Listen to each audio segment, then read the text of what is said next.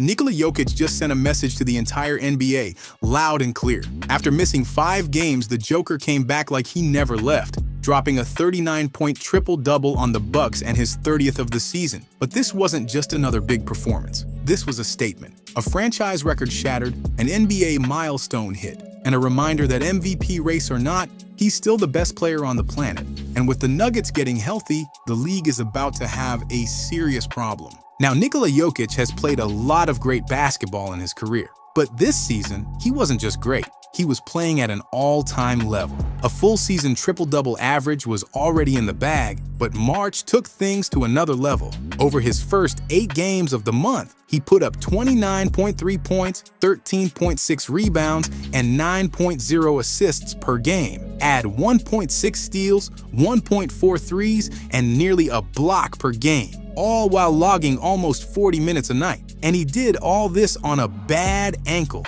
Denver had to make a choice, keep pushing for the best playoff seed or let their MVP get right. They chose the latter. Jokic later admitted the injury was limiting him in ways he couldn't ignore, saying, "I couldn't really jump on my left leg, so it was really painful, and it was just better to feel good. I don't want to be on the floor and feel nervous because I can't play how I want to play and at the level I want to play." Without Jokic, the Nuggets were a different team. The offense lost its rhythm. The defense had more gaps. The impact was obvious. They went 2-3 in his absence, and with the Western Conference standings tighter than ever, slipping down the ranks became a real possibility. The difference between the 2nd seed and the 8th was razor thin, and every loss pushed Denver closer to trouble. Then came the game against the Bucks. Jokic was set to return after missing 5 straight games, and Denver finally had some good news. No Giannis, no Dame, but Milwaukee still had enough firepower to test them. More importantly, the Nuggets were finally healthy. For the first time in weeks, all 4 of their top players were available. Denver was back at full strength with a healthy Jokic, and when that happens, everything changes. Jokic's return wasn't just big, it was a statement. And the Joker put on a show. 39 points, 10 rebounds, 10 assists, nearly 2 weeks off, and he walked right back in like he never left, leading the Nuggets to a 127-117 win. Efficiency was off the charts. He shot 64% from the field, knocked down 3 of 6 from deep, and made it look effortless. The Bucks had no answer. He bullied them in the paint, picked them apart from mid-range, and stretched the floor just to keep them guessing. But scoring was just part of the story. Jokic controlled the boards, grabbed 10 rebounds, and ran the offense like a point guard. The highlight of the night was a no-look, over-the-shoulder dime to Aaron Gordon, one of those passes that defies logic. Spinning away from his man, flipping the ball without even looking,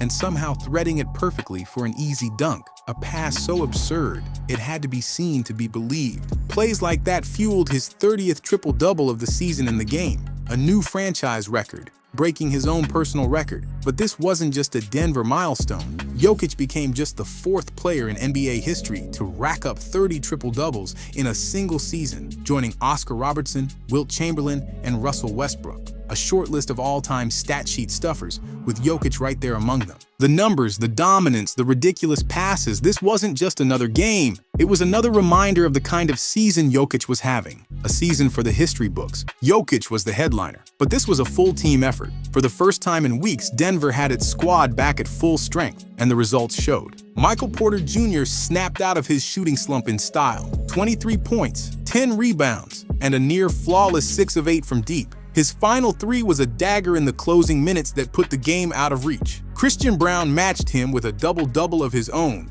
19 points, 10 boards, and 6 assists, while Jamal Murray added 17 points and 6 dimes, keeping the offense flowing. Off the bench, Peyton Watson stuffed the stat sheet. 12 points on 6 of 8 shooting, 7 rebounds, 2 assists, and 3 blocks. Denver didn't just win, they dominated every facet of the game. The Nuggets shot 54.4% from the field, buried 43.2% of their threes, and turned defense into offense, outscoring the Bucks 20-5 in transition. This was the version of Denver that won a championship. Balanced, efficient, locked in. A team that, when fully healthy, plays at an elite level. Even without 2 of their stars, the Bucks didn't roll over. They made runs, found their rhythm, and even held a brief 5-point lead in the 3rd quarter. But Denver, with Jokic at the helm, never lost control. The moment that lead appeared, it vanished just as quickly. This was the kind of performance Denver needed, a team finally getting back to full strength, dictating the game on their terms. They out-rebounded, out-assisted, and outshot Milwaukee, leaving little doubt about who was in command.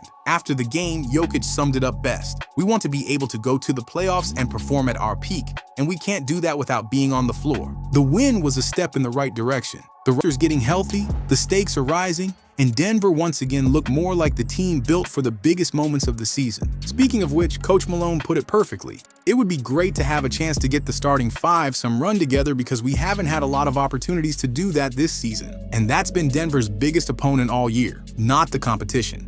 Not the standings, but their own health and chemistry. The Nuggets haven't had a problem beating elite teams when fully loaded. The problem has been actually getting their full squad on the floor. Jokic, Murray, Gordon, MPJ, Brown. This starting five is a nightmare matchup for anyone. However, without consistent floor time, the chemistry that made them champions has been hard to maintain. That's why this game against the Bucks felt different. For the first time in weeks, Denver had all four of its top guys alongside Jokic, and the result? A win against one of the best teams in the East. With the postseason around the corner, the Nuggets don't just need wins, they need rhythm. And if this game was any indication, they might finally be finding it at the perfect time. That said, if this game proved anything, it's that Nikola Jokic is the heartbeat of the Denver Nuggets. Without him, this team struggles. A 4-7 record without their MVP, including a 2-3 stretch during his recent absence, tells the story. Replacing Jokic's production isn't just difficult, it's impossible. This season, he's playing at a level only a handful of legends have ever reached, averaging a triple-double, a feat only Russell Westbrook and Oscar Robertson have accomplished over a full season.